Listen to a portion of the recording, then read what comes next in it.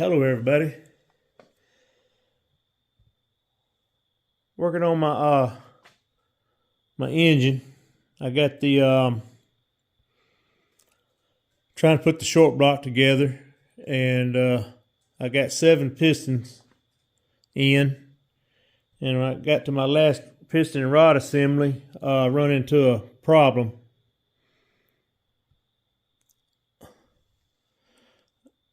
I'm missing the wire lock that holds the wrist pin in.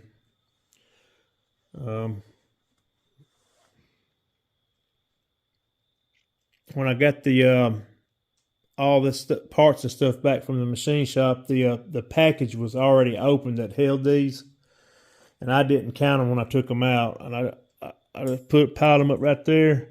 I've searched it under this table, all over the shop floor and everything, and can't find it. So that's got me held up right there on my last piston.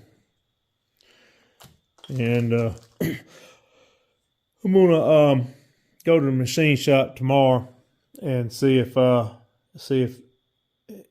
he has a extra one of these, and if not, I'll have to pull the short block, the 555 short block, out of my car and disassemble it and rob one of these from one of them Race Tech pistons that I got in that motor and everything. So anyway, Race Tech don't recommend using these, but long as they don't lose tension and everything, you can spread them and reuse them. So and everything. They're a booger to get out too, and so once you get them in there, they are hard to get out. You just about scratch your piston up, scratch that piston up pretty bad if you don't make the tool.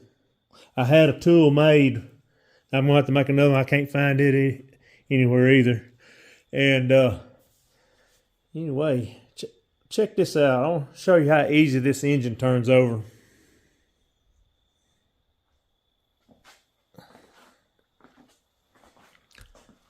I put all these pistons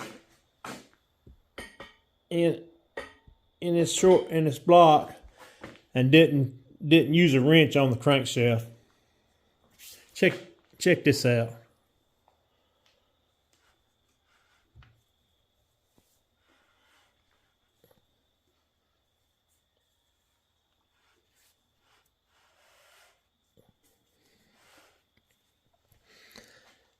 Not bad.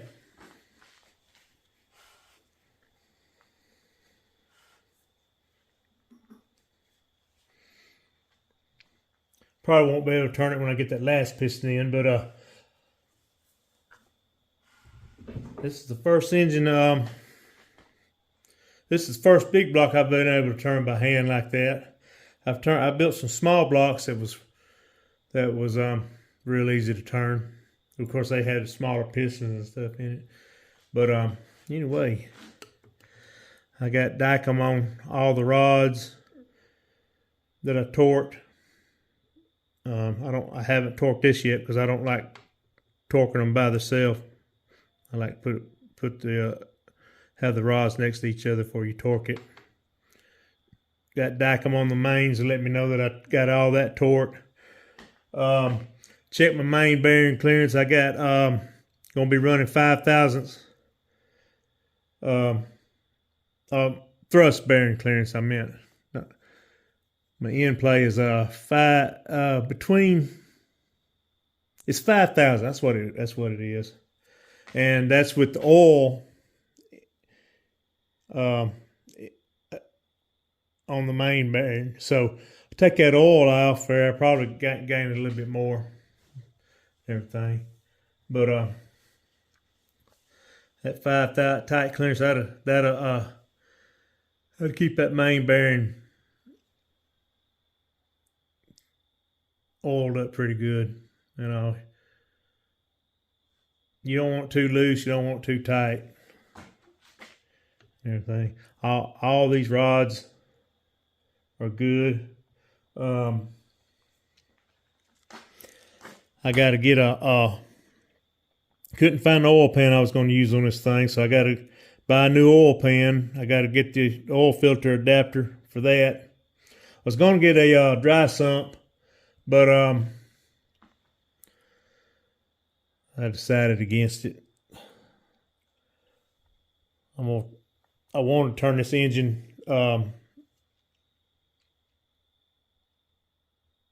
around between 8,000 and 8,500 RPM, but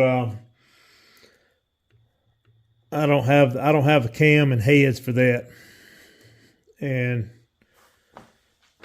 so I'm gonna keep it around about 8,000. Wet sump will be all right for that if I get the right pan. And I'm gonna run an accumulator also. I don't like running a bunch of oil in the oil pan on these motors here. I try to run as little oil as I can, since I run a 1/8 mile on the street, and motor's not really under a load. It's got a lot of wheel speed and stuff, so not much G-force there and everything on that car. So I have run 4 quarts in the pan and 1 in the filter on that 555 out there and on my 468s and everything. And let me try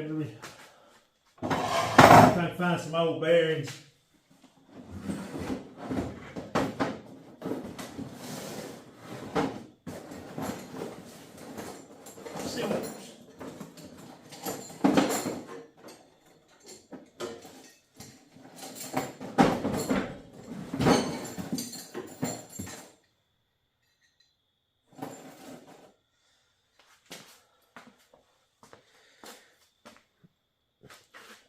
These are dirty. I've run, these are a set of bearings I pulled out and I saved, and a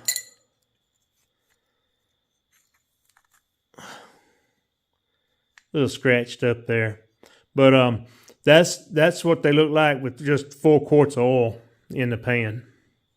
Turning 65 to 7,200 RPM. These are Clevites. Here's one a rod bearing.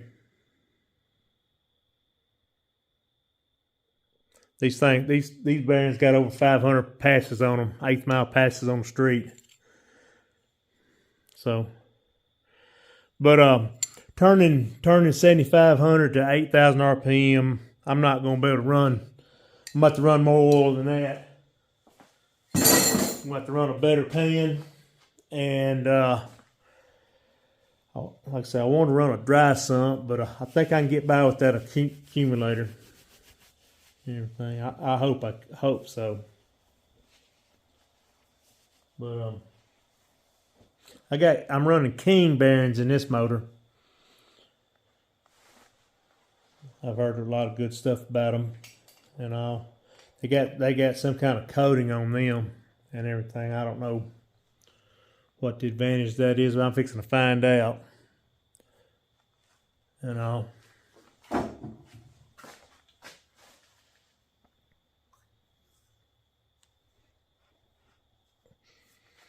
Pretty neat. I can turn that thing by hand.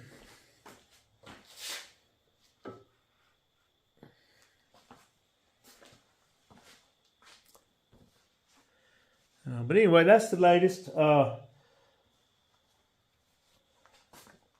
I say, I get that little old wire clip there for the wrist pin. I can finish that up, and